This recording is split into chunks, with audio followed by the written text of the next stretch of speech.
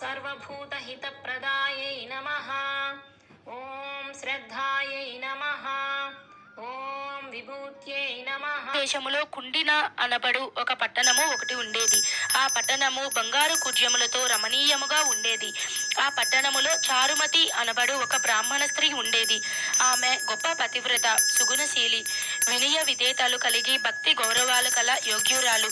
ప్రతిరోజు ప్రాతకాలమున నిద్రలేచి భర్త పాదాలకు నమస్కరించుకొని జీవిస్తూ ఉండేది. వరలక్ష్మి వ్రతానికి ఆదిదేవత అయినటువంటి వరలక్ష్మీదేవి ఒకనాటి రాత్రి సమయమున చారుమతికి కలలో సాక్షాత్కరించింది. ఓ చారుమతి, నీ యందు అనుగ్రహము కలిగినది. ఈ శ్రావణ పౌర్ణమి నాటికి ముందు వచ్చేటువంటి శుక్రవారం నాడు నన్ను పూజింపుము. నీవు కోరిన వరాలను కానుకలను ఇచ్చేదనని చెప్పి అంతర్ధానమయ్యను.